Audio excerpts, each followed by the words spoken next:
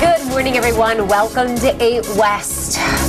It's Monday. I know, it's the first time back together for a while. I know. We've had sometimes you've been busy, I've been busy. Oh, and yeah. So here we are again, kicking the week off. Crazy time of the year. It is so busy. I right know, now. you know, and it's so busy. So many people have graduations going on, open houses. We kind of kicked off graduation season over the weekend, and of course, I had a couple of really big family events going on. Jacqueline was competing at the Meadows in the NCAA. And that's why you know you were off. Yeah, she was awesome. She saw had that picture in the paper. I know. How about that? I know, it was awesome. Not bad. All over M Live. She just had a really great time. You know, of course, the weather on Saturday for the final round. Unfortunately, she started in the rain. It was pouring. Everything was super soaked. In fact, I've got some pictures here that kind of show you the illustration of the Saturday morning start to her final round. These are some of the spectators watching, and you can see that's not exactly the kind of weather you want when you're competing for a national golf championship. We're also looking at, of course, she finished, by the way, tied for 38th in the country out of 72 golfers. Amazing. And this is at the end of the round. Who is she with?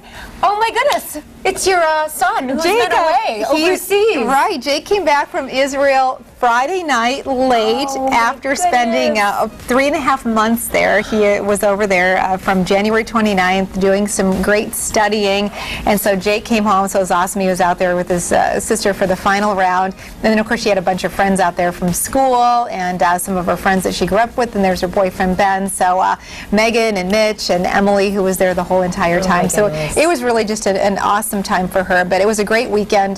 Jake came back late Friday night, and the boys are back together again. How does that feel? You know what? It was so funny, Rachel, because when I got in bed Friday night, I had tears in my eyes because I thought this is the first time in over 3 months that I've had my entire family under one roof. It felt great, let me tell you. You'll have those days coming up. It's going to be a while, but these kids grow up before you know it, so it was really an awesome weekend for us. So many times over the weekend, you know, my heart was just filled with love and gratitude of having everybody all back together again. That has to be so exciting for you, and it's going to be short-lived because I know that they have things that they're going to be starting to do in the fall again, and you're going to be kind of that empty nest again. So enjoy it while you have it here, and then enjoy that time that you have in the fall too. Life is such all these different phases. Oh yeah. And you open one door and then there's another, and it's changing all the time, which makes me think of like a little journey. You know, I've been major sorting right now. Right. Big time. The big spring purge going on at Rachel's house. You're inspiring a lot of people, I think. It's been needed. You know, it's this lack of doing it for a long time, which is totally my bad. Been awful. I should have been on it, but now I'm making up for lost time. Okay. And it really made me think about something. You talk about your kids. You know, you have 3 of them. Over the years, they've grown up, and I'm just kind of starting that journey. I've got one on the way, and so going through some things, I so far have saved some art projects that we've been working on.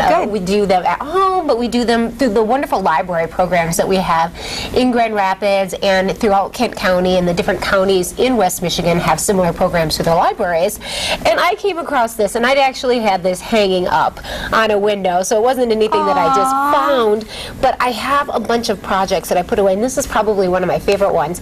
It's a little dinosaur that my daughter made, 2 years old, at the library, one of the art, music, and dancing, you know, little hours that they have there. So adorable, and I plan to get this. You know what I said? I'm going to get this framed into kid art. And I was just kind of curious if anybody had any ideas. I don't know. You know, I figured this is something that when she gets, you know, 10 years, 20 years, 30 years maybe, even down the road, can look back and say, oh yeah, I did this when I was about 2 years old. And how cute is that? I want to keep that tradition going, but I'm kind of never done that before. I love artwork. I have a lot of it in my house, but I'm ready to have this new kind of artwork in my house. And it's more meaningful probably to some of the other things that I've bought. Well, you know, it's so funny that you'd mention that because my friend Chris Newhouse, who has 2 kids, and she actually has framed pictures of some of her kids' early artwork, and I was thinking to myself, I sort of wish I would have done that. And she has an office in her home. She works out of her home, and her office of her home has her kids' art, which is really an awesome idea. You will love that. I need to get that from Chris. And if you have any ideas too about ways that I can preserve things, I figure if I get started, have a little collection. Yeah. And it's just like, that's the stuff that becomes priceless to Oh, you, yeah. because you can't replace it. Right. You know, it's such a moment in time that is going to be gone in an instant. Exactly. So you have to make sure you keep those Yeah. memories forever. Some of those you want to cherish. So this means a lot. We have a special shout out that we want to say to one of our 8 West team members. She's actually part of Storm Team 8. She's part of our team. She filled in for me a couple of days last week. Laura Velasquez. She was part of the thousands and thousands of people to lace up their running shoes in the rain Saturday morning. Look at her. To run the Riverbank Run. Laura, of course, is a runner. She's in super great shape. Part of her New Year's resolution was to run the 25K at the Riverbank Run. Not only did she run, she had an amazing time, 2 hours, 19 minutes, 38 seconds. Her first mile time was under 7 minutes.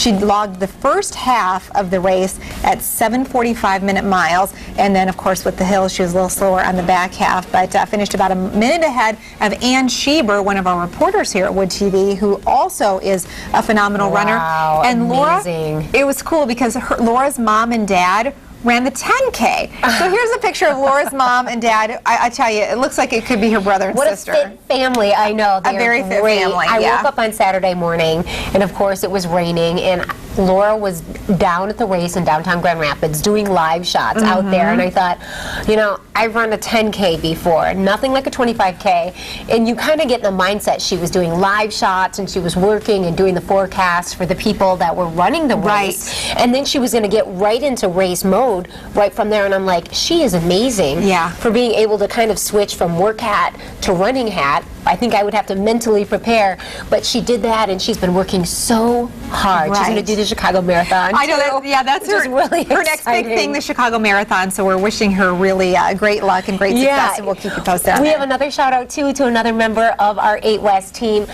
Jody Van Olst. Happy birthday. It was actually yesterday, and she's a technical director for our show, which makes kind of a difficult position to explain, but if things are going right on TV, you know that Jody's at the helm because she does a fantastic job, and she's a wonderful person. So happy birthday, Jody. Happy birthday, Jody. I always say that it's one of those jobs I don't think I would ever be qualified to do when we were training in college.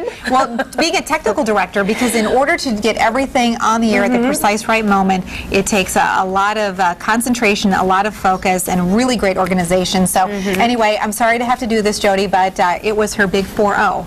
Oh, we don't like to give away the age of a lady. I didn't say it. Matt Kirkwood turned 40 this year. So Jody, happy 40th. We love you. We couldn't do the show without you. I know.